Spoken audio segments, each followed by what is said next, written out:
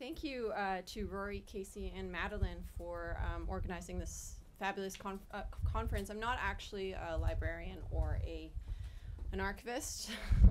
I'm actually a communication studies scholar who happens to be working on libraries and other things related to libraries. And I'm here from Trent University, which is a smaller university just outside of Toronto in Canada. So I actually have to admit that in all the years that I've been studying libraries, this is like truly the first time that I've been I'm presenting at a conference made up of mostly librarians and archivists. So my bad, I guess. So anyway, I really appreciate this opportunity, and I'm curious and eager to hear your thoughts and feedback.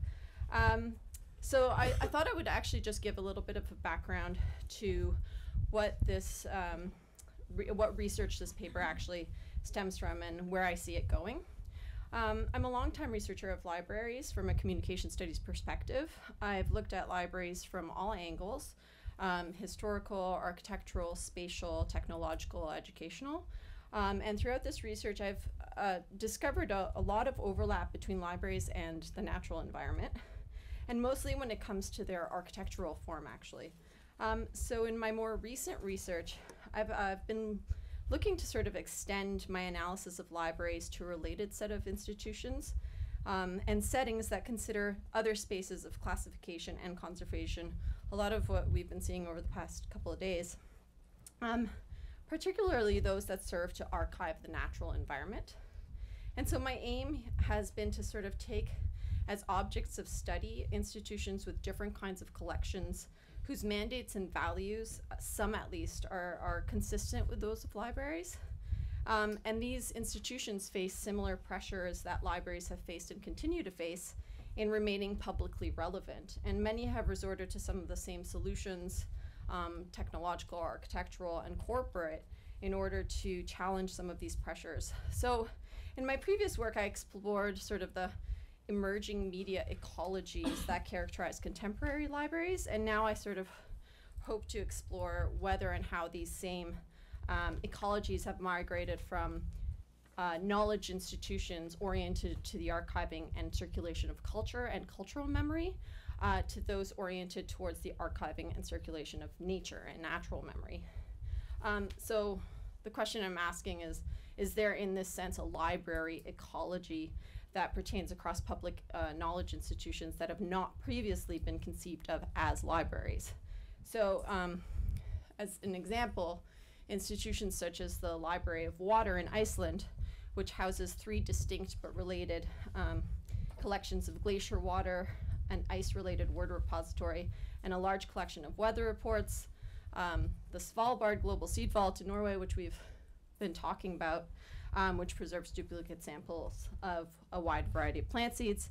And particularly the National Aquarium in Baltimore is one of my current interests, which is currently seeking to become a full-fledged conservation organization.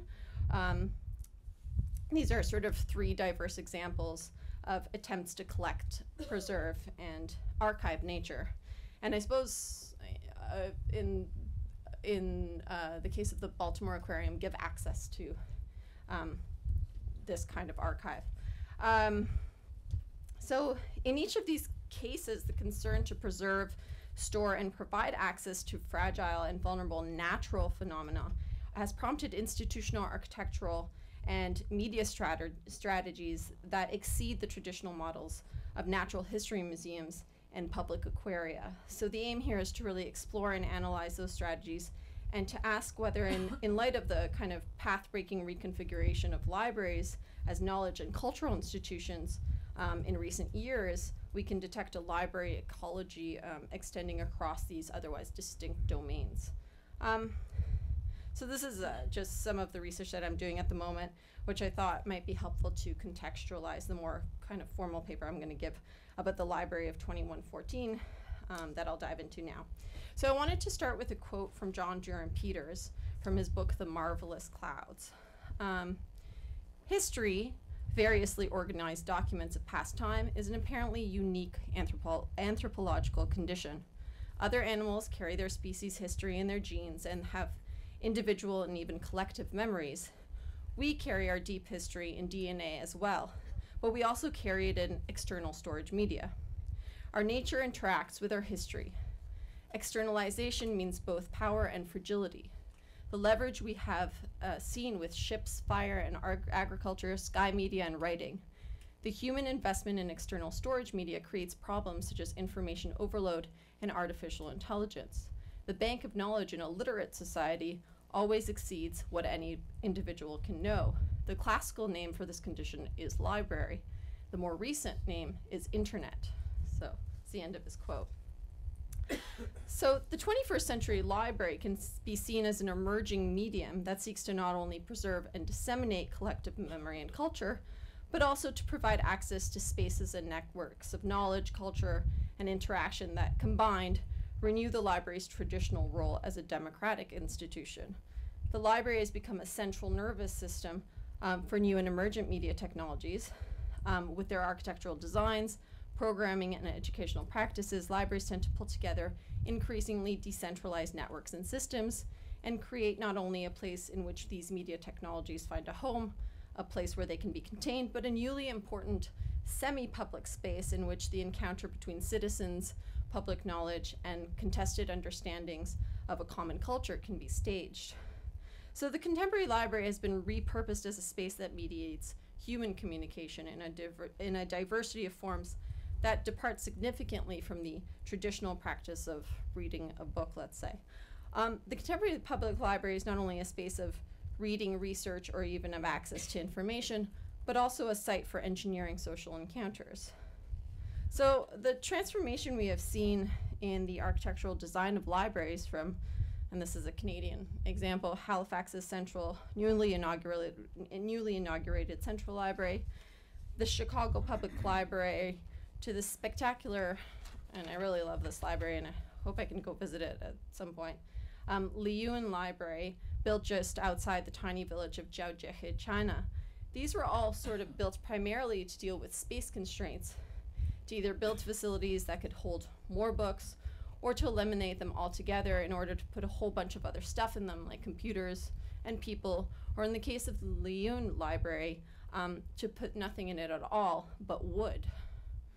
So in fact, in the case of this library, and I quote, everything about the project from its program and position to the materials and distribution circuit is geared to creating a place of contemplative tranquility in deliberate defiance of the hectic pace of modern-day China. In other words, the Liyuan Library was built to escape overabundance and saturation. And here I use the term saturation as sort of this play on kind of the environmental aspects that are tied into libraries and library design. So we are, I think, or maybe we're not, you can tell me, beyond discussing the role of books in the library or whether or not the book in print form will disappear and so forth. So I don't really want to dwell on it here. Library is not just saturated with books. I mean, they are, but that's not the only thing that saturates them. So in this paper, what I want to think about are two connections that John Duran Peter makes in the quote that I read. The idea that our nature interacts with our history and the notion that the library has been the way in which we have dealt with the problem of overabundance, of too much information, of saturation. So the library, according to Peters, has historically been the solution to the problem of saturation, and in turn has itself been saturated. However, the library's role to serve as a holding facility of memory and knowledge has in recent years been expanded. While the term library, to designate the cultural institution we as scholars and librarians and archivists do our research and our work in, has over the years been modified to learning center, tech center, community garage, makerspace, and so on. The designation of the term library proper made its way to such institutions as I've shown before, the Library of Water, and the Svalbard Global Seedvault, although not called a library, is in a sense a library. So the term library is being used today to designate a related set of institutions and settings that consider other spaces of classification and conservation, particularly those that serve to archive the natural environment. In other words, the designation library has itself been saturated. So the question is, what is a library today anyway? Is it a tech center? Is it a learning center? Is it trying to be all things to all people? You can also tell me that, but probably. The other idea is that if we are moving into an era where nature or our environment is being classified and preserved in a library or in library form, have we transitioned into a moment where we have equally become saturated, although this seems impossible, or overtaken, if you will, not only by information, words, and cultural memory, but also by our natural environment in a sense. And yet, like I said, this seems completely paradoxical because as we see here with the Liyun Library and many other libraries have followed suit here, we normally turn to our natural environment in order to escape overabundance. So much so that newly designed libraries are literally making themselves look like forests. Peters writes that, and I quote, "Books are different from natural objects in that they can overwhelm us in a way that nature's abundance rarely does. There has always been too much to know. The universe is thoroughly baffling. When we walk into a bookstore, it is easy to feel oppressed by the amount of knowledge on tap. Why don't we have the same feeling in a forest, at the beach, or simply in breathing? There is more going on in our body every second than we will ever understand, and yet we rarely feel bothered by our inability to know it all. Books, however, are designed to make demands on our attention and time. They hail us in a way that nature rarely does." So, how then do we think about libraries as architectures built around particular, and here I'm adding environmental media instances? What happens to institutional process and architecture when the environmental media form it is supposed to contain is constantly in flux? So, Berlin-based Scottish visual artist Katie Patterson seems to be asking both these questions simultaneously. In 2014, and some of you may have heard of this project, in collaboration with Bjørvika Utvikling and the city of Oslo, she began an art project called Future Library. Future Library is an art project that is intended to span over 100 years. A forest with 1,000 trees has been planted in Nordmarka, Norway, in order to supply the paper to print an anthology of books that will be read in 100 years' time. I'm quoting now from their website. Between now and then, one writer every year will contribute a text with the writings held in trust unpublished until 2114. Tending the forest and ensuring its preservation for the 100-year duration of the artwork finds a conceptual counterpoint in the invitation extended to each writer to conceive and produce a work in the hopes of finding a receptive reader in an unknown future, end quote. So Margaret Atwood is the inaugural writer for the project and has already submitted her manuscript entitled Scribbler's Moon. In 2015, David Mitchell took on the charge of being Future Library's second writer and handed in his manuscript. And then in the spring of 2016, an Icelandic poet, novelist, and lyricist, and I don't know how to pronounce his name, but it's Esjon, has been named as the third writer to contribute to Future Library. And the handover is going to happen in June 2017. So Esjon in particular views the invitation to contribute a manuscript to Future Library as a call to play a very particular game, one in which he needs to address his relationship to and engagement with writing. This raises several complex questions as put by Esjon. Am I a writer of my times? Who do I write for? How much does the response of the reader matter to me? What in a text makes it timeless? As for some of us, it poses the hardest question of all. Will there be people in the future who understand the language I write in? It is a game I look forward to playing with enthusiasm and earnestness, end quote. So the goal is to have the manuscripts displayed only revealing the author's names and titles of their books in the new Deichmanske Public Library in Bjørvika, Oslo, scheduled to open in 2019. Looks very fancy. And the room they will be displayed in will be designed by Katie Patterson and will be lined with wood from the Nordmarka forest. And this is really interesting. They cut down an old forest in order to plant the seeds for the new forest. And I have an interview scheduled with Katie Patterson in June, and I'm really curious to know why they cut down the old forest. Was it dying? Because if it wasn't, I'm just wondering about the environmental impacts of that. So that's something we can kind of peruse. Although not initially conceived of as such by the artist herself, Future Library is an example of a generative infrastructure in the making.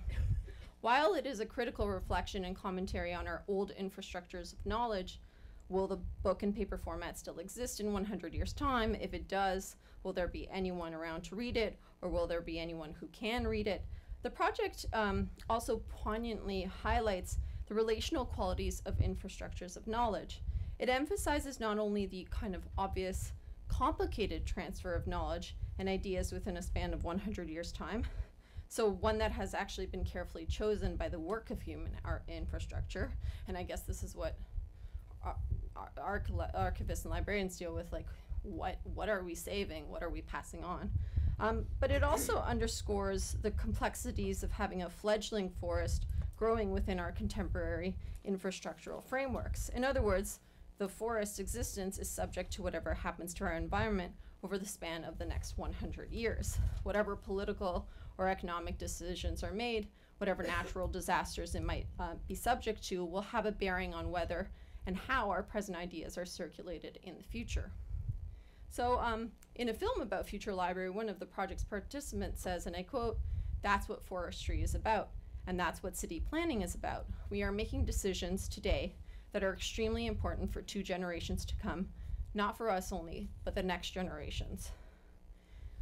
Shannon Mattern, who would have been great at this conference, actually, she's at the New School, she argues that critical creative practitioners in particular, and I'm quoting her, artists, media makers, designers, critical engineers, digital humanists, and their colleagues, end quote, have a particularly useful perspective to offer when it comes to promoting infrastructural literacy, in that artists and designers, those creative practitioners, have the, and I quote, potential to become, to go beyond the representation of infrastructure to the design of infrastructures themselves, more efficient, effective, accessible, intelligible, and just infrastructures, end quote. It would seem that artists such as Katie Patterson are indeed tangentially taking up Mattern's call to think infrastructurally, and out of this to generate new orders of infrastructural possibility. While this is one node in an expanding network of creative activity that situates infrastructural concerns within our field of vision and action, I think it provides a hopeful gloss on Mattern's opening up of a collaborative and informed infrastructural design practices. Taken in the temporal terms of material infrastructure's Future Library and its full generation of aging wood, words, and spaces of knowledge preservation highlight how it could just be enough time for our ways of making knowledge, academic and otherwise, to evolve into an expanded field of infrastructural agencies, both the established forest of tradition and Mattern's new trees of change. So just to conclude and to wrap up, yes.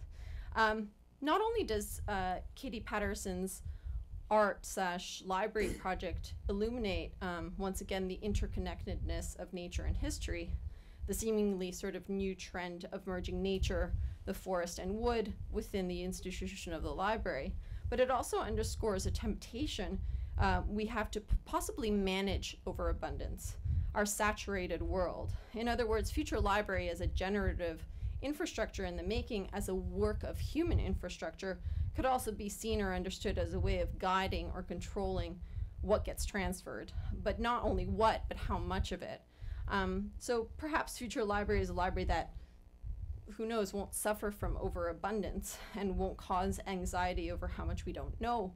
Perhaps it is the library we strive for, the one in which wood can be found in more abundance than words. Thank you.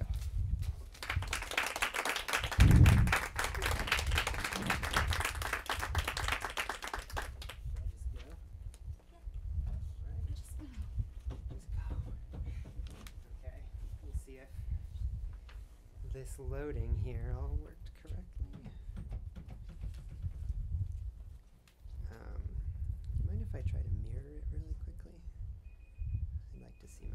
enter notes.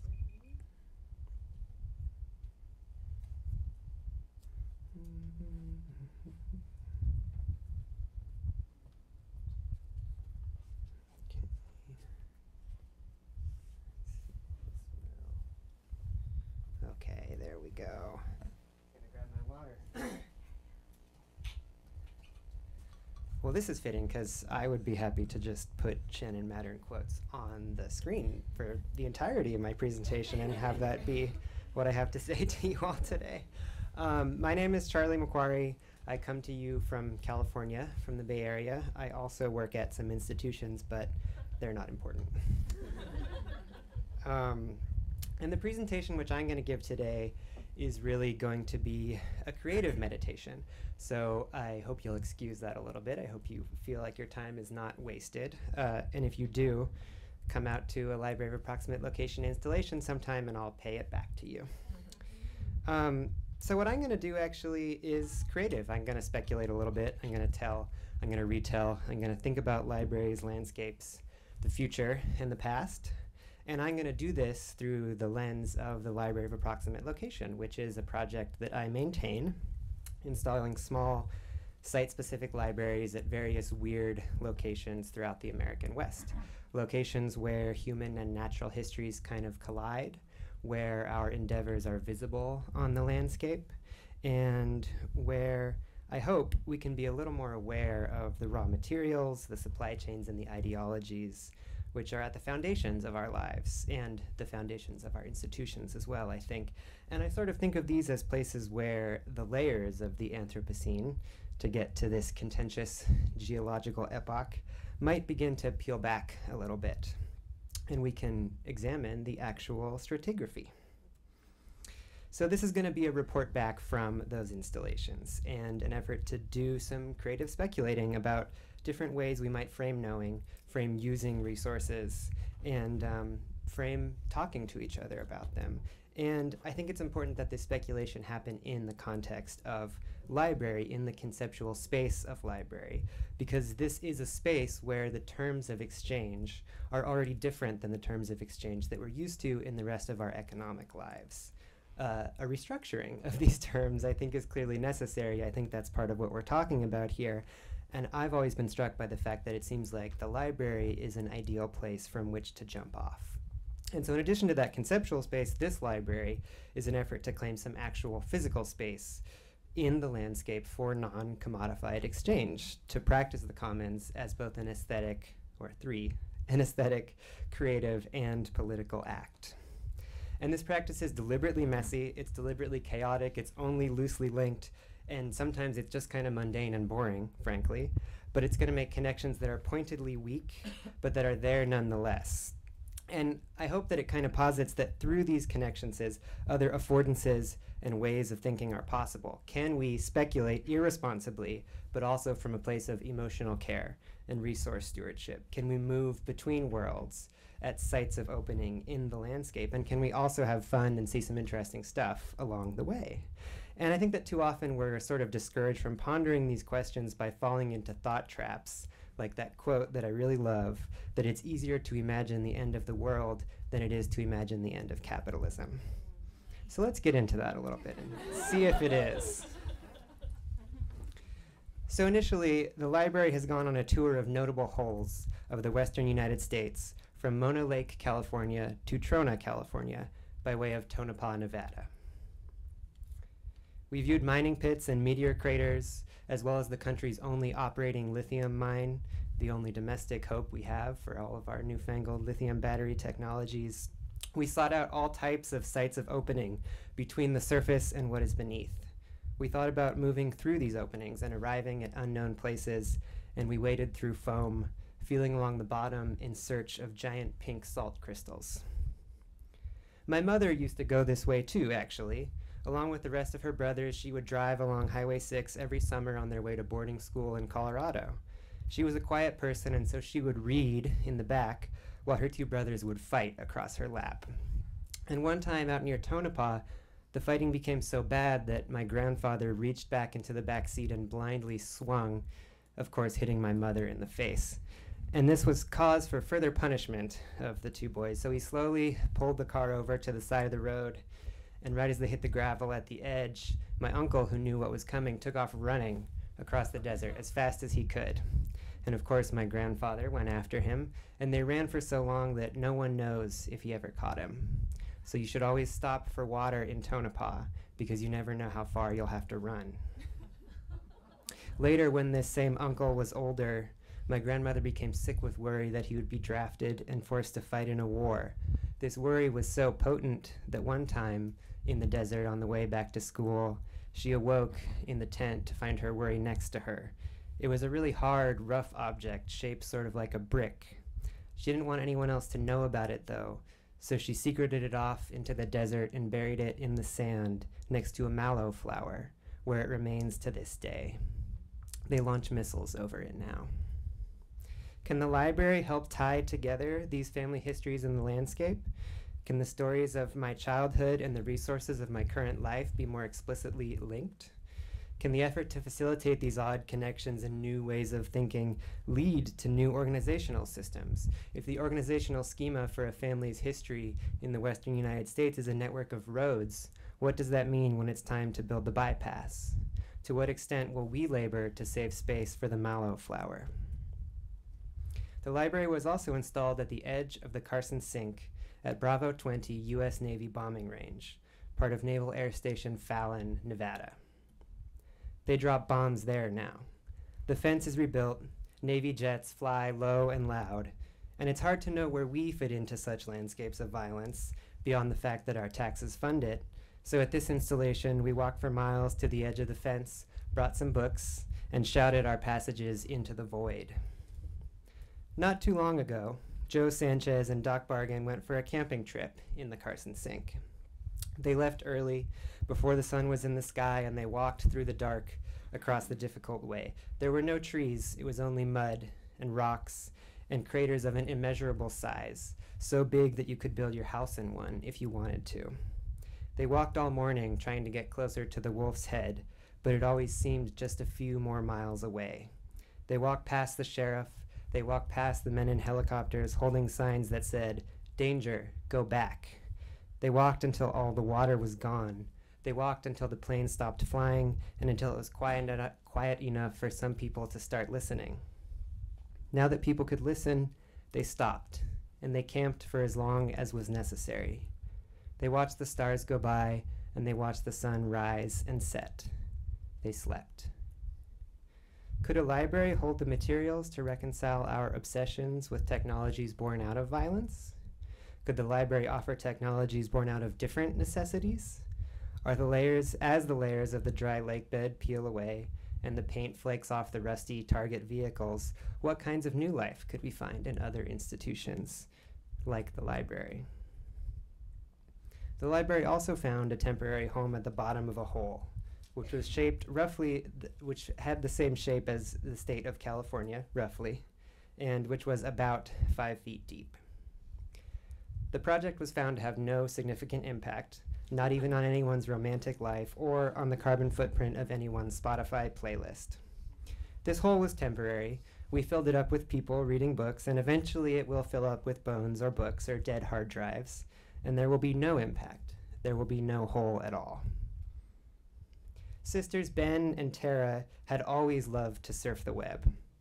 One day they decided that they wanted to surf out the web at the farthest out that you could surf it, at the end of Windy Hollow Road, right by where the cables of the web came on shore and the data waves were the largest. They surfed so much of the web that they surfed so much of the web that the ones who control the data decided not to share it anymore, and the web dried up. Now the web continues deep underground, straight through their town, and no one is allowed to use it. Every year we get together to dig and dig and dig some more and look for the web, and to mourn. We haven't found it yet, but we'll keep digging. Are there alternative networks that we might propose? Are there places where the web might come to the surface? Are there slower speeds and better data? Can the practice of sharing common resources exemplify an information architecture of decency? Can the labor of humans and machines and natural systems be valued in such a way that our data actually reflects that? The library has also been installed most recently, permanently, maybe, for the first time at the Crystal Geyser on the Green River in the state of Utah. This is the site of the first oil well in Utah, as well as a rare cold water geyser, a stunning travertine point source of the highest levels of saline water contamination in the entire Colorado River Basin. This library is also digital, solar-powered, and shaped like a pyramid in deference to the larger Black Pyramid which exists upstream, a uranium tailings disposal cell for storing the unusable byproducts of the Colorado Plateau mining operations. That pyramid is a repository of radioactive dirt. This one is a repository of strange regional microhistories and local knowledge. A long time ago, not that long ago, but just long enough, people crawled all over the red rocks at Green River and took readings. When the needle was high enough, they would dig and dig and dig some more. They took all the dirt they dug and they piled it up by the rivers, and they watched little trickles of mud leak slowly down into the swift water below. Later, they dug it up again, and they put it in other places, also by the rivers. This time they covered it with black rocks and shaped it like they hoped it would last forever. It is a good site for growing melons. We don't listen to those people anymore. I have heard that accidents happen to people, but that what people do, we are responsible for. So these things human beings have done to the world must be deliberate and conscious acts of evil, serving the purposes of wrong understanding, fear, and greed. The people who've done these things have done wrong mindfully. They must have had their heads on wrong. There are many different kinds of repositories, though. So might we put the same care into storing our melon seeds and our community knowledge? Might we make the same maintenance regimens for our vernacular infrastructures and architectures? It might seem only gestural to think about these things, but as Ursula Le Guin reminds us, excuse me, giving involves a good deal of discrimination. As a business, it requires a more disciplined intelligence than keeping. Books are mortal, they die. Same with digital books as well. A book is an act. It takes place in time, not just in space. It is not information, but relation. So what could we do if we begin to privilege the modest infrastructures of sharing over the grand ones of collection or even of creation? This seems like an alternative practice, an alternative platform where there is real space for expansion. And I think it's important to think about the library and its principles, the library and the archive, and its principles in this way as a site for expansion. Not just to think about how the trials and tribulations of the Anthropocene might come to bear upon us and our profession, but also how we might bring those to bear upon the Anthropocene itself, how we might take the library back out into the world and spread it around and make it work in other contexts and other circumstances. Bring history out from behind the fence, if you will, and intentionally link it to the commonly managed resource of our contemporary lived experiences. The existing infrastructure, of course, that's on the ground is massive, and its foundations rest on a logic that has become very deep for all of us: techno-determinism, extraction, and colonial exploitation. Much of the solutions we have to offer rest on that same groundwork as well. But though this is deep, I don't think it yet reaches the bedrock, actually. And still in thinking about this, it brings me back to that quote about it being easier to imagine the end of the world than the end of capitalism. But with a little jarring of the mind through the tenuous connections that are the raw stuff of creativity and of our professions too, I think, and with a little bit of the scent of sagebrush on the desert air, I don't think it's that hard to imagine the end of capitalism, because at the end of capitalism, we might try organizing things a little bit more like we organize a library, and we're all very familiar with that. Thank you for your time. I didn't even go over. I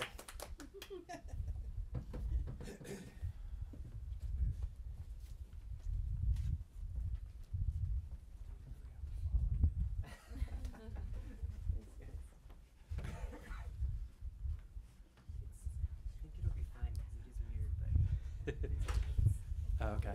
Yeah, we'll see.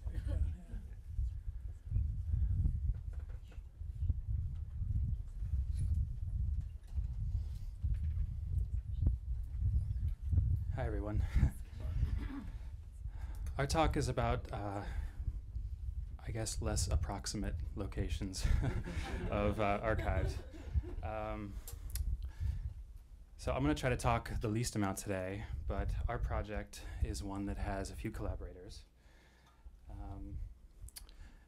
Tara Mazurczyk, I'm not sure if I'm pronouncing it right, she could not be here with us today. She fell ill, unfortunately, just before we decided, or we were to travel here, but she was hugely instrumental in the work you're about to see. And then my research partners in this project also included Eira Tansey from the University of Cincinnati, who you're familiar with by now, and Nathan Piekielek, he's our Geospatial Services librarian at Penn State.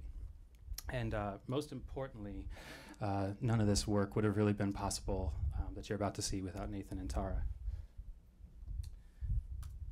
So this project grew out of an article that you've already heard mentioned today, written by Eira last year. Published in Sustainability, Science, Practice, and Policy. The article was titled Archival Adaptation to Climate Change, and in it she proposed that as societies begin to adapt to climate change, archivists should consider how values of sustainability and resiliency might inform archival practice. She and I decided to explore one of her specific recommendations from that article, which was to prepare a comprehensive survey of American archival repositories located in geographically vulnerable areas threatened by sea level rise. And this is where we've managed to bring Nathan and Tara into the work. So the problem we set out to address is which American archival repositories might suffer exposure to the future impacts of climate change. So other cultural heritage fields have begun to grapple with this issue, including built heritage fields especially, but also museums, as we heard mentioned in an earlier talk today. But to date, we don't believe that archival professionals have really considered the potential impacts, and the motivation behind our work is simply to better understand how what scientists say is happening in our world will impact our ability as archivists to assess, collect, organize, preserve, and provide access to documentary heritage. So disaster management is, of course, an area of archives and library practice that is closely related to this inquiry, but past weather is no longer a reliable predictor for future weather. And libraries and archives, keepers of our rare and unique material in some cases, need to have a better understanding of what kinds of amplified risk the future may hold. So a really great example of this that we've been thinking about lately or been exposed to recently comes from here at NYU. Jeffrey Williams, he's the Associate Director of the Health Sciences Library at NYU, has shared his library's recovery from the 14-foot storm surge caused by Hurricane Sandy in 2012. And in a recent presentation, he's quoted as saying several times that what happened to them was a failure of planning because they had experience with hurricanes before. Or it was not a failure of planning so much as a failure of imagination. So you can think of our project as an effort to imagine more concretely the types of extreme weather events that may afflict specific American archive locations. We also want to say that it's easy, but not always the most helpful to think about climate change in terms of worst case scenarios.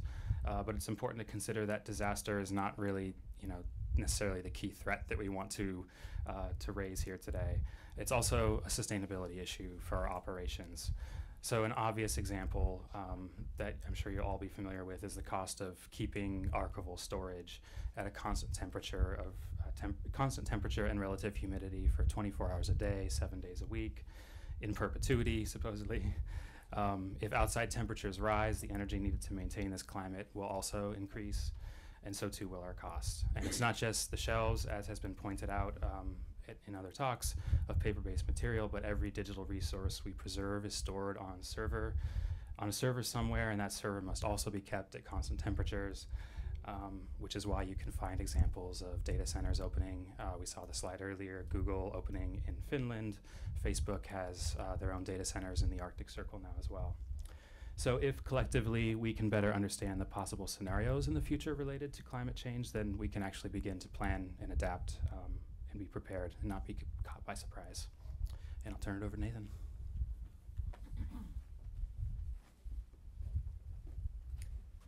Thank you, Ben. Good afternoon.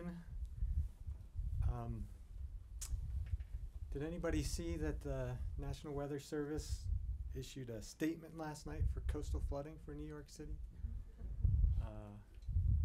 Pretty relatively minor. I think sometime overnight there were supposed to be high tides 1 to 2 feet above normal.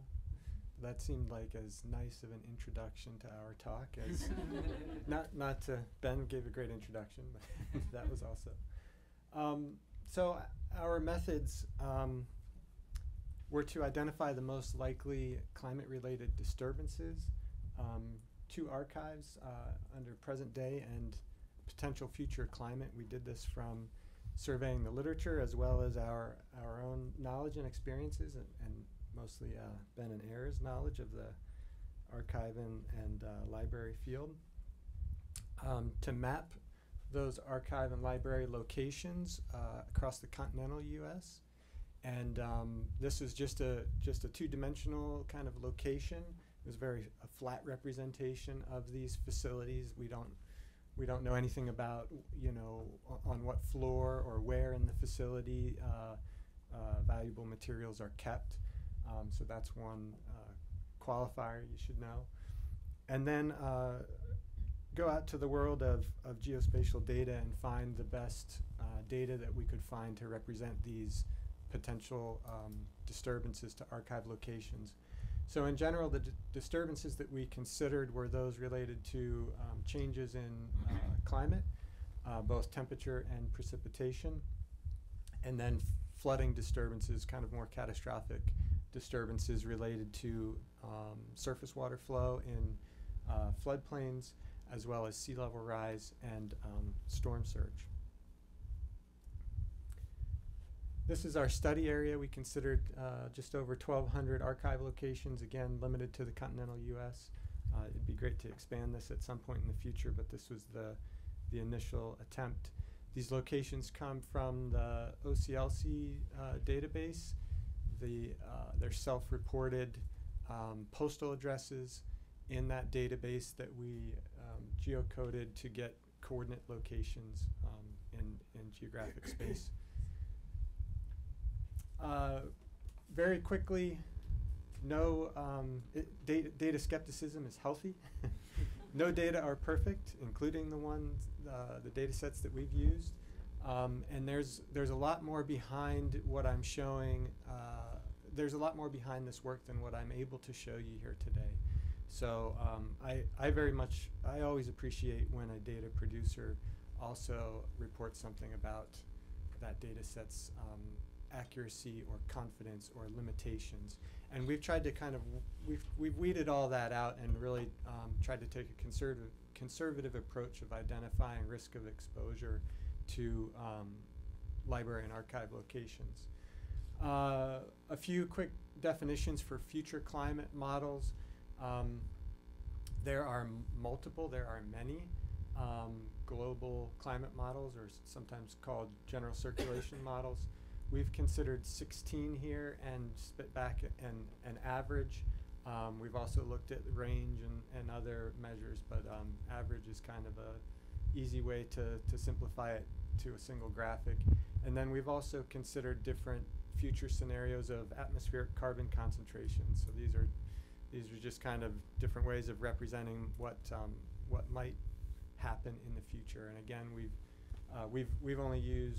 used 2. We're only going to show you one scenario, which is kind of a medium to high scenario for atmospheric carbon in the future. And then finally, thank you for the presentation this morning on resilience. That kind of justifies the need for this slide. Just to establish some shared definitions of these terms, we're using exposure here to refer to a change in environmental conditions.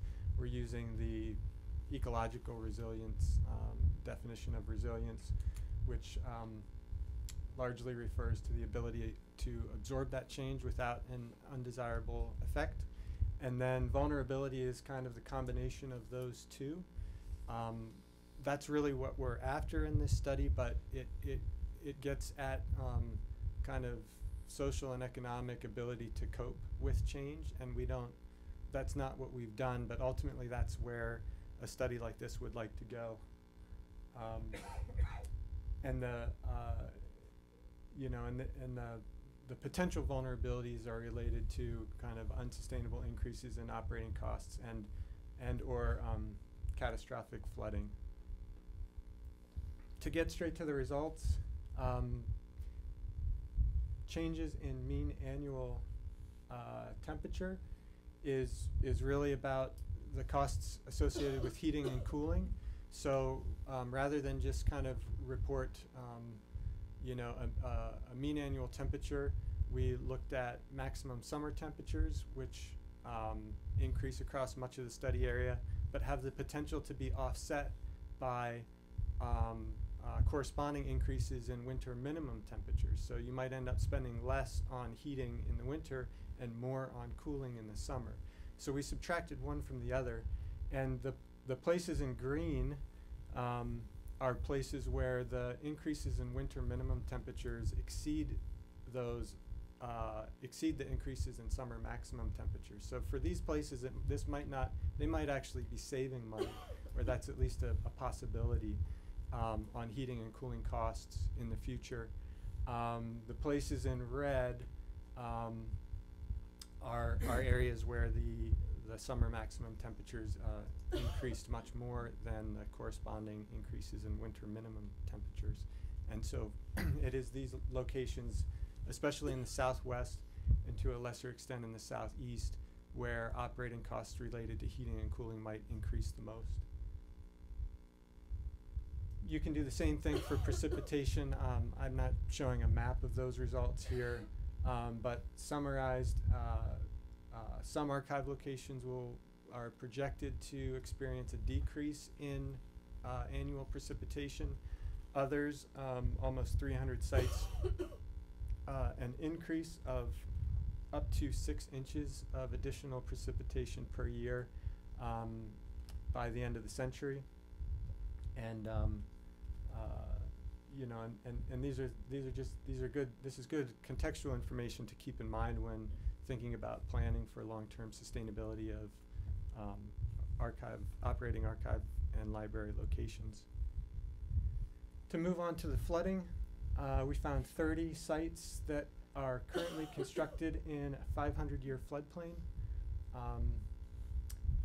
It's possible that they weren't in a 500-year floodplain when they were built. These were updated fairly recently in 2013, largely in response to observations that the floodplains that we had delineated really just weren't representative of 100-year and 500-year events.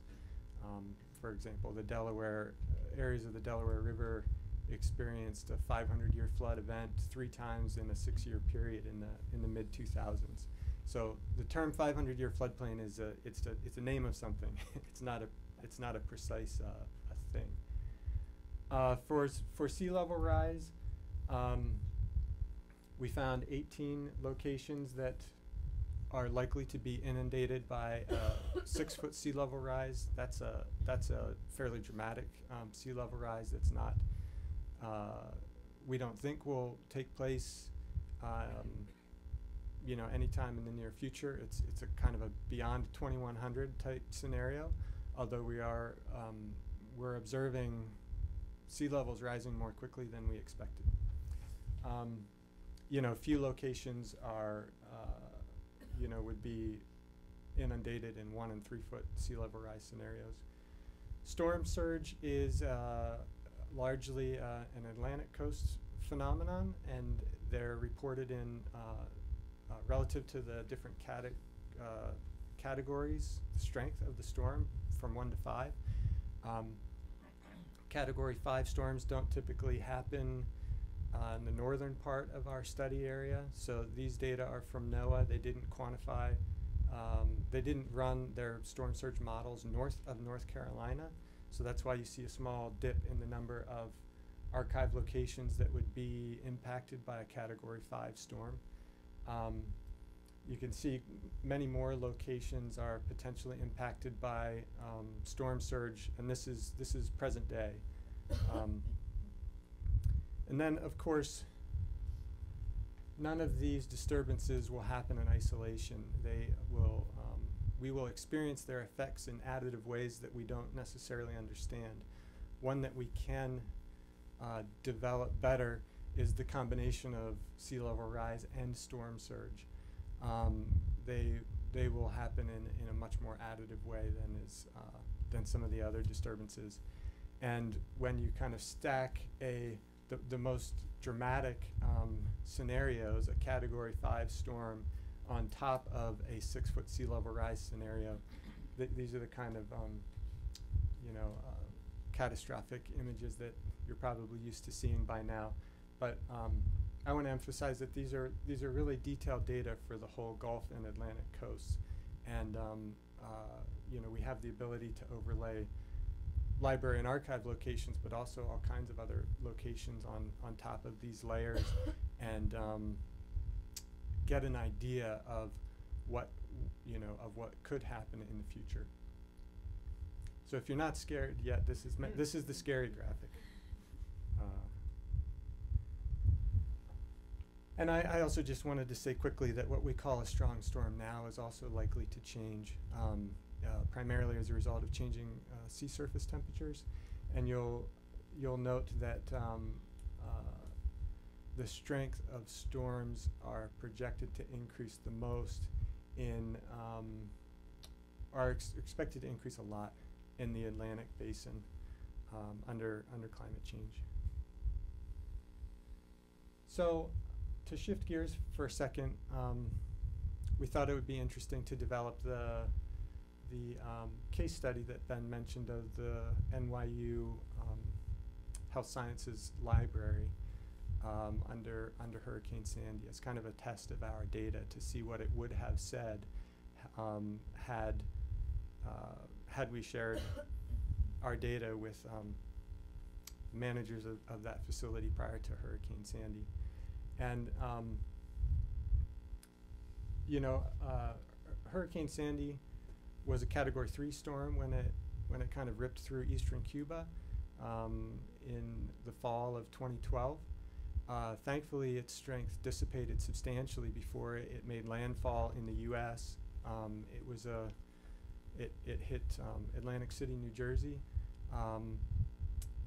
as a Category 1 storm, and in Manhattan resulted in 4 to 9 foot storm surge, but caused a lot of damage, an estimated $20 billion in property damage, as well as the loss of human life. And for better or worse, our data for a Category 1 storm and present day sea level did not predict any inundation for that location. We had to crank everything up to a Category 4 storm and 6-foot sea level rise before we came up with a result that exceeded the storm surge actually experienced during Hurricane Sandy. So we are trying to develop worst case scenarios, and even at our best, it could be worse than that. So Eira will. Okay, so I am going to close this out on a very short note. So there are 3 things that I want y'all to leave here from. The first is that going back to this, first of all, we are planning on publishing this. We'll make the data open for reuse. But 3 things: location data, short-term planning, long-term planning. What really shocked me and Ben when we first started working on this is how bad the archival profession is about collecting data about ourselves. All this data comes from ArchiveGrid. That only represents large repositories. It does not catch places like the Interference Archive, right? So we need better location data. That's number 1.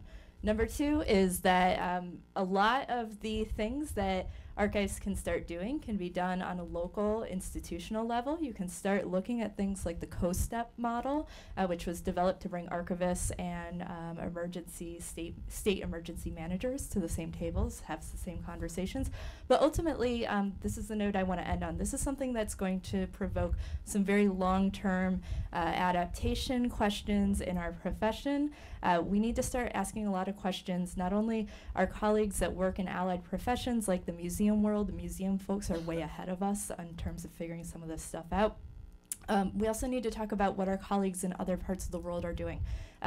One of the things that we need to make sure is on the resource list is work from an Australian archivist named Matthew Gordon Clark. He writes a lot about what is going to happen to the National Archives of Pacific Island nations. What's going to happen to the legal access questions if those are transferred to places like New Zealand and Australia. And obviously we're going to have domestic versions of that as well. So let's try to figure out where we can get better geolocation data, because we can't do additional mapping unless we have better data.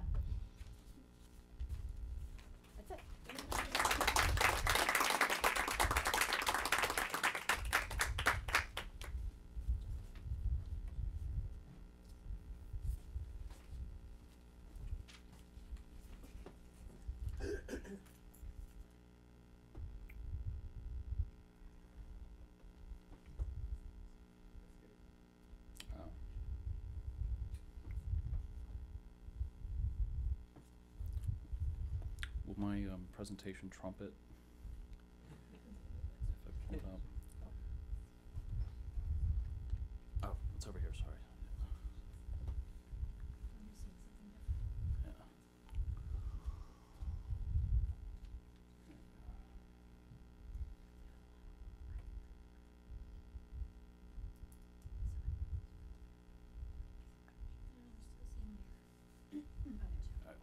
Yeah. Okay.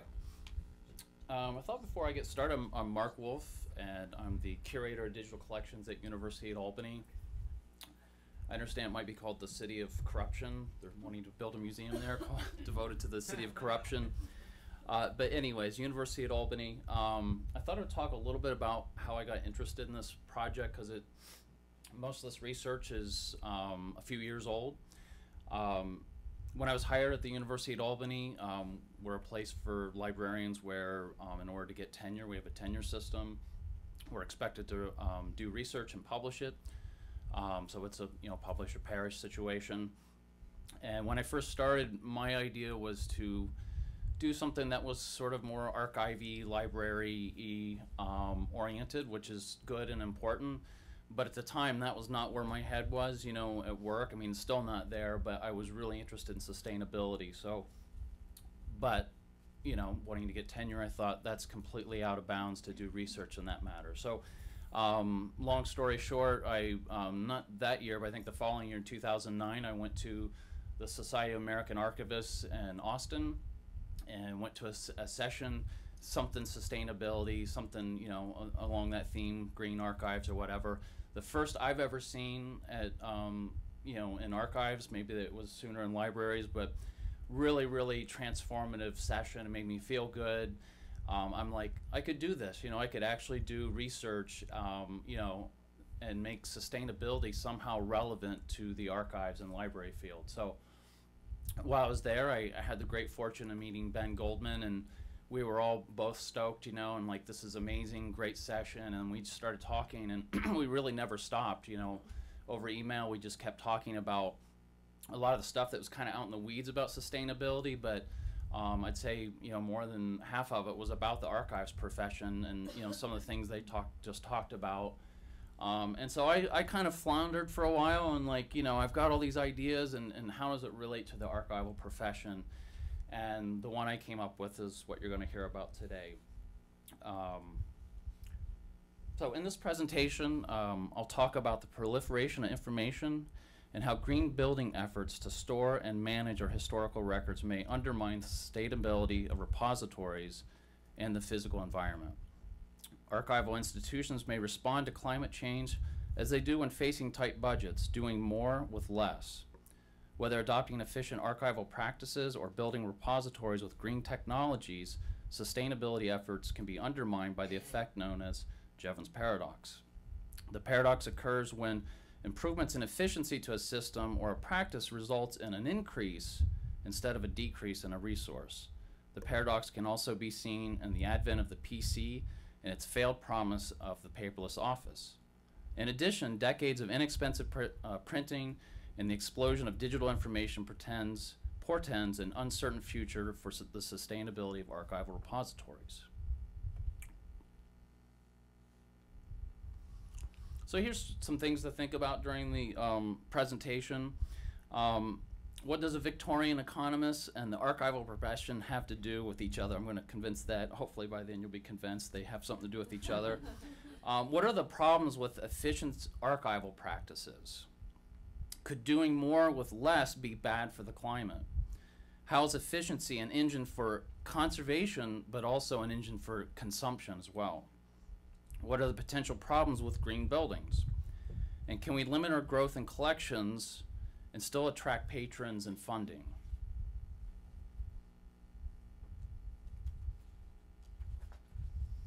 William Stanley Jevons was a 19th century economist. He was rarely talked about, or nobody really knew who he was until the energy crisis in the 1970s, the Arab oil embargo.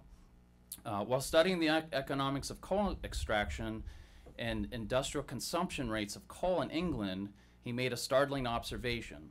In his 1865 book, The Coal Question, he stated, "It's wholly a confusion of ideas to suppose that the economical use, or efficient use, of fuel is equivalent to diminished consumption. The very contrary is the truth." And this is what became known as the Jevons paradox. You'll hear it known as the rebound effect. It seems like each domain of science, when they find this paradox, they give it a new name because it's sort of slightly changed, but Jevons is sort of the originator of it. So what is the Jevons paradox? The paradox occurs when improvements in efficiency to a system or process results in an increase instead of a decrease in a resource.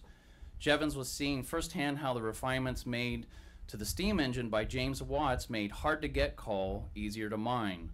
Miners needed an efficient way to pump water out of the deeper and deeper mine shafts, and Watts' more efficient steam-driven pump made coal mining in England financially lucrative. The steam engine also provided an efficient means for burning coal. More steam engine trains and factories brought better economies. Bigger economies meant more consumption of coal. Jevons says, whatever therefore conduces to increase the efficiency of coal and to diminish the cost of its use directly tends to augment the value of the steam engine and to enlarge the field of its operation. So in that line right there, you have basically what the Industrial Revolution in a nutshell. So modern examples of Jevons paradox, so we're getting a little closer to today.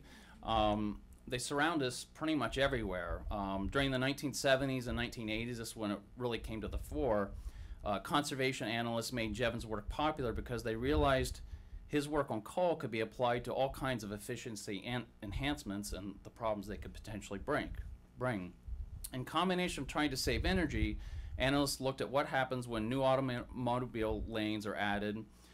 The assumption was that it would reduce traffic congestion, but instead traffic increased. And I think we're all aware of that, and we know about basically if you build it, they will come. The more lanes, more drivers. And then more recently, Duranton and Turner wrote a recent landmark study called The Fundamental Law of Road Congestion. New roads will create new drivers.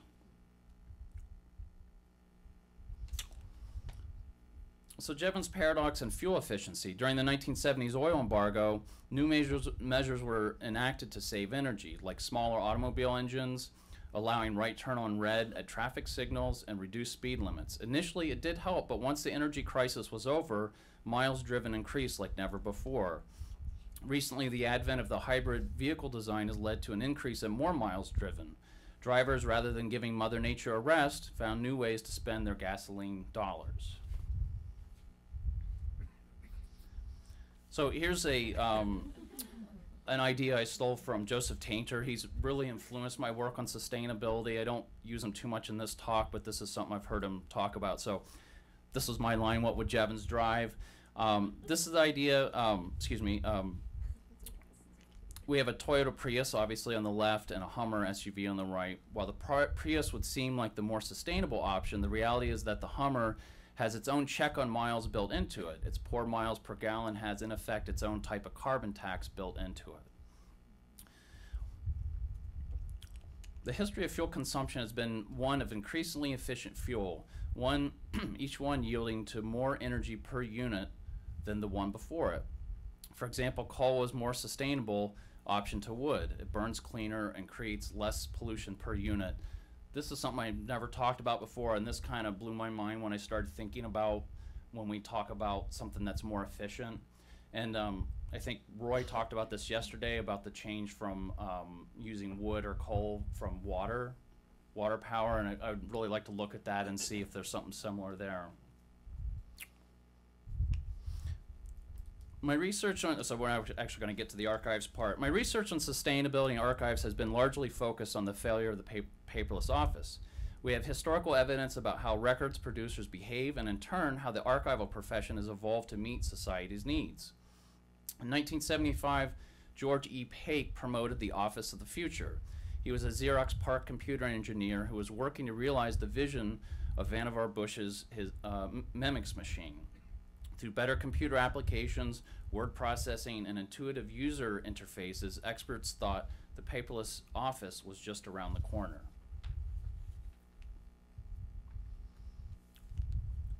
Information and computer experts thought that the printing of paper documents could be slowed or potentially stopped altogether. Researchers in information schools got wind of these predictions by Silicon Valley engineers, and in 1978, F.W. Lancaster joined the rally call from business experts and coined the term the library in a desk. And this was in his book, Toward Paperless Information Systems. The failure of the paperless office and with the rise of the PC paradoxically gave rise to more documents, not digital documents, as predicted. Richard York, in his 2006 paper, Ecological Paradoxes, proved that Jevons could be used to understand how rebound effects beyond energy and efficiency and its consumption. He showed that developing one substitute, digital documents in this case, for another, paper documents, will not guarantee its reduction. In other words, a newly gained efficiency can jump from one domain to another and be consumed there.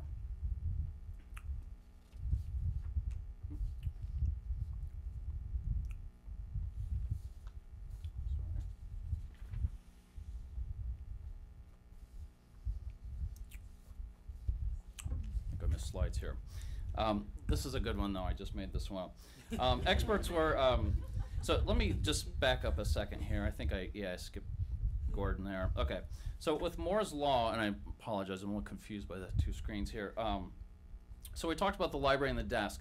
I want to talk about Moore's Law, and this is really like a whole presentation unto itself, but I'll keep it brief.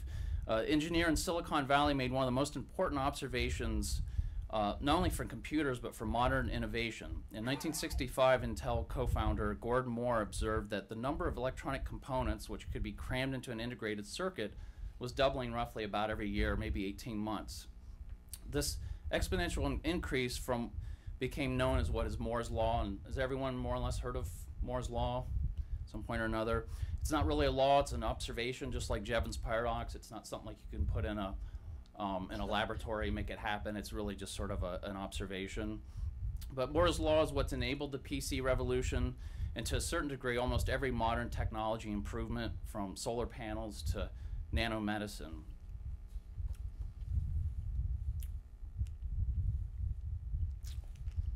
Experts were dismayed as years passed and still no reduction in paper. In fact, the opposite happened. Paper use increased like never before. Experts failed to see the usefulness of paper, and society loved and still loves paper as an information storage device.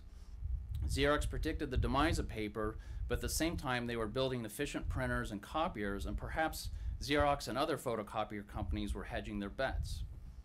Pictured is the famous Super Bowl ad. I didn't know it was a Super Bowl ad, but I do remember the ad. It's called the Monk ad, and it was sort of like a standard in advertising, like, you know, if you can top that, then you're doing something right.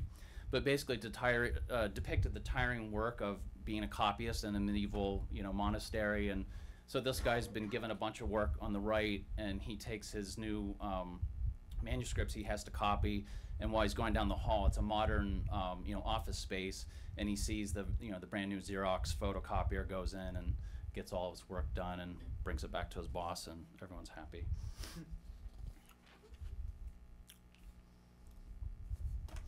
The failure of the rise of PC paradoxically gave rise to more paper documents, not digital documents, as predicted. Okay, well, we've read this one. Sorry about that.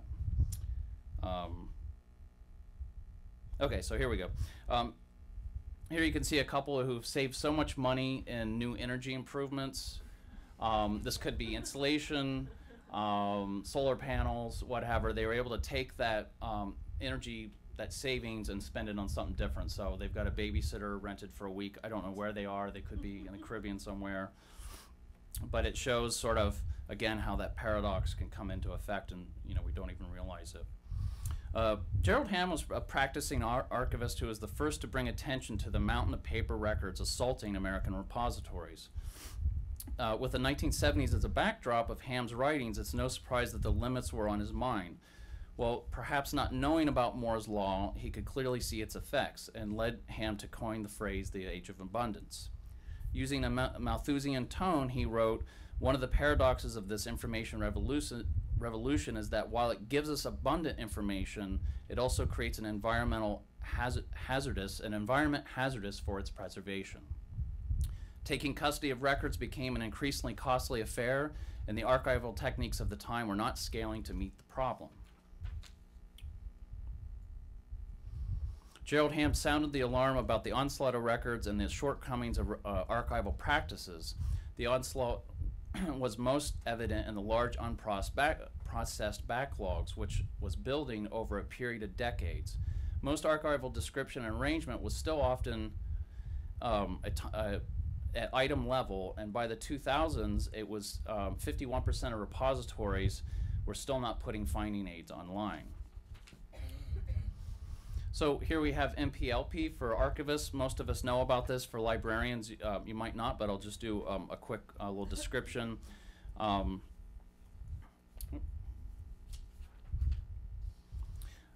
problems that Ham spelled out were also compelled Dennis Meisner and Mark Green to write a new set of archival practices known as the More Product, Less Processing, or MPLP. Minimal processing had been kicked around for years, but Green and Meisner are the ones who sort of kind of refined it and made it popular again. So the idea was that you could process collections very quickly. And if you were to process collections quickly, what happens once you've moved all of your backlog into archival shelving?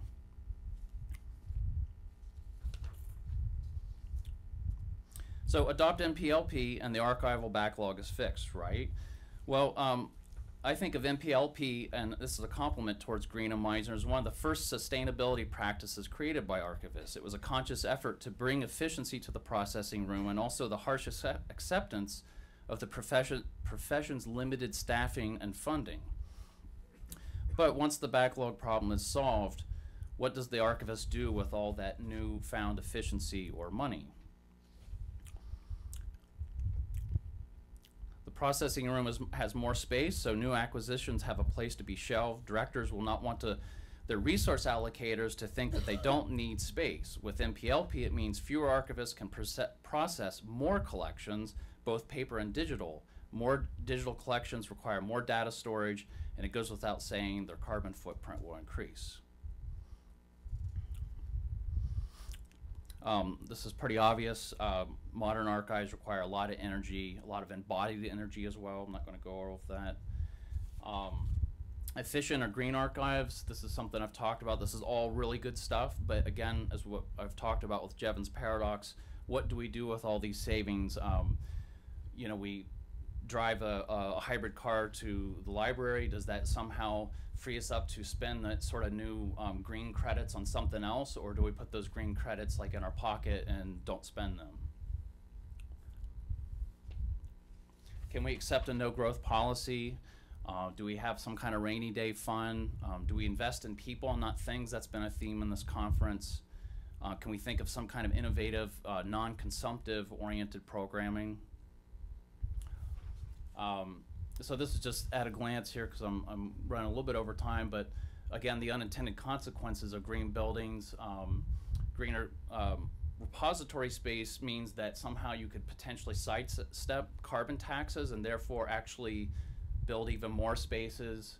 As I mentioned, patrons take their green merits. I'm just kind of making that up and spend them on dirty activities. I've sort of justified my own kind of indulgence, if you will. Take hot showers, so on and so forth. This is a tough one, accepting limits to growth, because I'm not really, I don't necessarily think this is an option. We've never really learned to not grow as a profession, but really as a civilization. Growth is kind of how we do things. But minimal processing can't stand on its own. If you're going to do MPLP, you also have to think about what are you going to do to actually not have your processing room then fill up with more collections to process. Is there a way we could do perhaps traffic calming in our collections? Again, can the profession really choose not to grow? And that's, I think, really an unanswered question. Custodialism, I'm going to go very quickly, but this has really been the heart of the profession. We take custody of things and we put them in our archives, and librarians do it as well. That's how we think of really what we do. And so taking custody has costs. Systems thinker, I'm not going to read through all this, but basically his idea was that when we don't think in systems, we don't use systems thinking, we end up taking complete ownership of problems rather than working with the problem in situ. And what happens is we end up shifting the burden, which is the problem that's in situ, lots of complexities, and we take ownership of it, which is an extremely costly affair. I think of our custodialism as sort of like what we think of modern architecture. Lots of herbicides, lots of pesticides, lots of intervention in the environment that we still don't totally understand. High organization, and we put it in a repository. My alternative to that, and I'll be wrapping up here shortly, is that permaculture, which I think either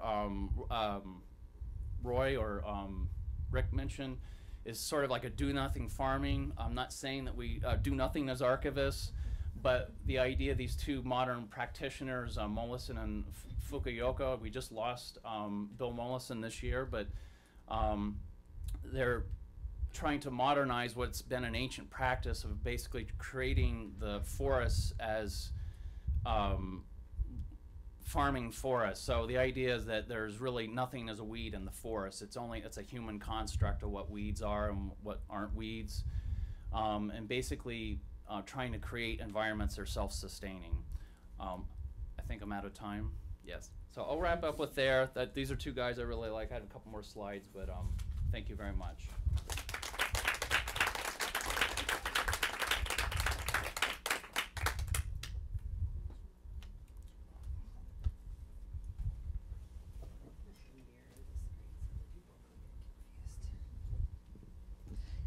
Can our presenters come to the front, and any questions?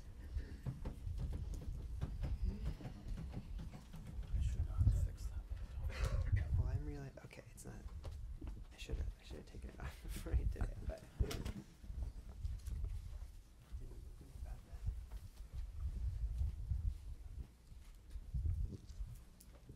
So I love this section and the way it ended is just so outstanding, because I think when I go to city council meetings and so forth, I work in my community on the issue of fracking, and when we go to some of these meetings, we are sometimes confronted by people who say, "Did you drive here?" And the real accusatory thing. I mean, it's a legitimate question. It's a legitimate, friendly question, but not you can imagine. So what I want to say is that my response is always, that people need systemic change. Things need to change on a systemic level. And so I loved it that you ended on that. I think that's just right on. And permaculture. So you see me shaking here because of my Parkinson's. And I just want what you said about permaculture, right on, because I believe my Parkinson's is caused by pesticides. So I just want to say right on about permaculture and not using pesticides. And thank you so much, because I think that systemic level is so important.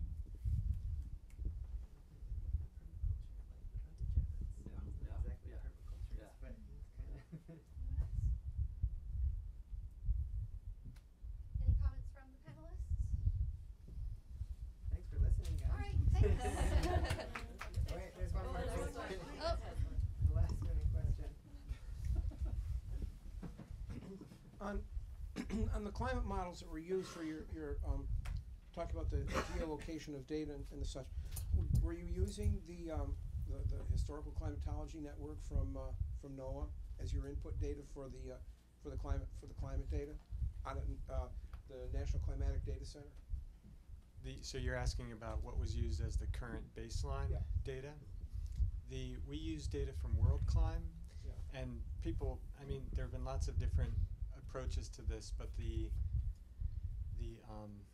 in general, they're all using the same data to produce a current day 30-year average that's normalized to the output of the future climate models, if that makes sense.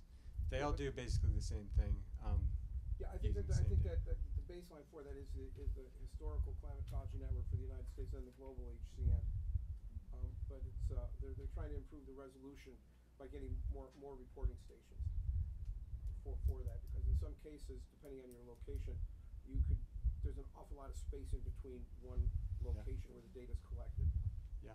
And that geospatial component becomes very, very critical for filling in, I guess you would call them gaps in the computer in the model's capabilities. The present day interpolations are much more fine-grained than the outputs of the future climate models. So that's really the limitation. We go through contortions to get the outputs of the GCM to be anything close to would be considered like management scale. That's just the state of the science, unfortunately, at the moment. Yeah, I think one of the ramifications is that we saw in the past, 5 to 7 years or so, an expansion of the world data centers, which were about 30 of them around the world, now to the World Data System, which has, I think, close to 100, and they're more being added or considered for being added to that World Data System for that very purpose. The data's out there; it's trying to collect the data and put it together. And gosh, when you take a look at the metadata standards that are used for it, you're probably up to 40 or 50 different metadata standards. So there's the cross-pollination that is needed for that too. We should talk more about it. Maybe this is more a comment to Mark. I actually really found very interesting the way in which the entire presentation was about the problem of growth and this kind of growth mindset that where even in a library or an archival system, more space is always potential to be filled, and how it's always a conversation that tends to pit quantity versus quality of something. So and how that is so clear in the problem of libraries or archives or the idea of items that have value, and this kind of there's a very kind of easy connection with the idea of accumulation of capital as well. In, for instance, Bataille and the accursed share. Like, if you have something, if something gets accumulated to a particular site, if it's not circulated, then that same currency loses. It's almost like it loses value. It can deflate, and therefore you need to put it back into circulation, into something that again suggests growth. And we're kind of caught in that system. So it's very interesting when you showed this efficiency being literally a way of better organizing space. It leaves an emptiness, and that void now needs to be filled. And digital data is infinite now, how it can literally be, how it literally promotes infinity of production. So very, very, very interesting talk. I don't know where my where my question is, but I really, your presentation was super interesting in that the images were exactly clear about that problem. Yeah. Well, I mean, thank you. But yeah, the other thing on a more mundane, practical level is that with like ARL statistics, we're in an ARL library, so we have to make reports, and I don't know them all the data points, but one of them is just how many collections have you processed, how many have you required. So it's very growth driven, and how many monographs do you have in your collection when you want to get programs approved. It's all very numbers, and it's all quantitative, rather than quality, and I just one more little point, but our pound for pound, our best collection, and it's a little bit macabre. We have a lot of macabre collections, but one of them, we have a famous eugenicist, and he was practitioner of eugenics, and this one photo gets requested all the time, like almost every 2 weeks, because there's a big thing on the eugenics program, and maybe it'll play out and not get used so much, but it's like literally like 1 cubic foot of records. And then we've got these other collections that are like 200 cubic feet and more, and they never get asked. And so it's a bet, like, will it sort of age over time and become this fruitful collection, or maybe we're just going to be storing it in this expensive climate controlled repository for decades, and then just deaccession it. It's anyways.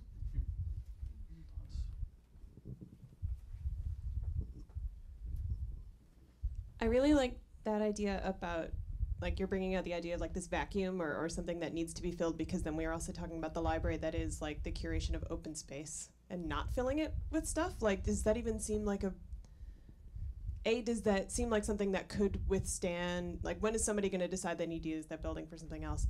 And could that possibly be a thing that is needed to be curated, is like the absence of information? I think I want to write a paired article with this. So this paper, I was recently participating in a saturation workshop. So it was very based on climate change and the idea of flooding or also drought and things like that. It took place at UC Santa Barbara within their English Studies department. It was very interesting because it took place on the day that California literally got saturated with water, which was great for California, not so great for Canadians who go there in February to stay warm. But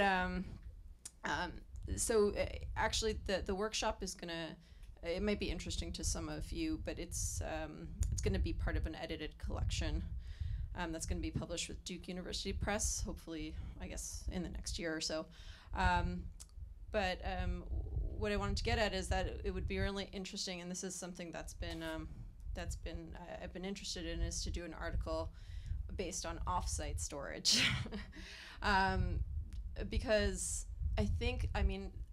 the idea of this paper is really comes from some of the research I've done, or the research I've been doing on libraries, and the idea that the library as a like an actual specific place has really become a place for humans, for people to have a place to go that's free and where they can either be alone or with others, or do research or whatever. But we don't have a lot of those public spaces anymore. You either have to pay for them or it's the street, right? And so that's kind of where it stems from. And I think what we see in a lot of these architectural designs is this idea of like almost making them like indoor parks, just spaces where people can be together. And that's what's so interesting about, as well, all the collections. So where are all these actual like material things going? And that's where the interest into offsite storage and kind of appearing that way. But yeah, you're right about this question of like, can we really sustain that? Or, can we really call that a library then? Maybe it's just like an alternative space that we need to name something else, right? So, and I'd be really interested in just working more with librarians.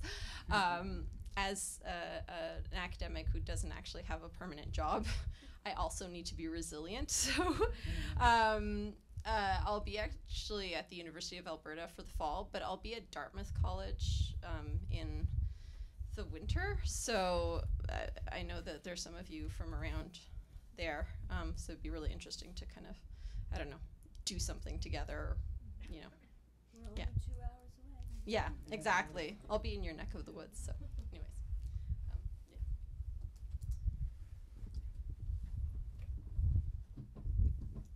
Thank you for your presentations, and I was really happy to hear that this group is working on some analysis of repositories in this country and what we can be worrying about and think and aware of. And it just strikes me that the project has such national significance. It's could probably become a bigger project and something that would be like the museum census and IMLS funded project. And I was thinking about the challenges around identifying repositories and using something like Archive Grid. This is inherently related to the challenges that our researchers have and standardization within the profession. And so it feels a little bit like a census type project to me, and like looking across repository lines, federal, regional, and then of course academic, and et cetera. So make it as big as you need to get the data that we need. So I'll respond very briefly to that, and Ben, I want to give you a chance to answer too. So part of the thing is that the data's out there, right? Me and Ben are just, and Nathan too, but you know, we're just a couple people that care about this. This is really not work that me and Ben should be doing. This is what our professional organizations should be doing. A lot of this data exists out in State Historical Record Advisory Board reports. No one's brought it all together. I don't want to do it all. Yeah, I mean, we can't do this on our own. I think hopefully we've just gotten other people to think it might be something they start. If I could tie up what Tuck did in, I just think it's wonderful that you did something on approximate location, and these folks did something so exacting, and both are so needed. And I just think this is a wonderful model of people, sort of different, approaches and disciplines working together. And I just want to know if you feel that in your Yes. Thank you. No, yeah, I mean, I do. I think that's what I'm kind of trying to get at with my project as well. But I actually had a question for you guys too. Did you spend very much time on like data finding and collection, or did you mostly just work from something that was pretty easily gettable, if you will? Yeah, I mean, we actually surveyed, like, we talked to the Society of American Archivists. We dug around quite a bit ourselves. We tried to surface what data was out there, but it just seemed like the most complete data was OCLC's data set. It was also sort of geo-ready, I guess, the way Nathan described. But one other thing about that data is a lot of it's wrong. Yeah. So as for the amount of work, I think a lot of the work was Nathan and Tara fixing the data, comparing it to like Google or OpenStreetMap, I think, and then also just running that all through ArcGIS. Variety of tools and all his R scripting, and so I think that was where the bulk of the labor on that came in.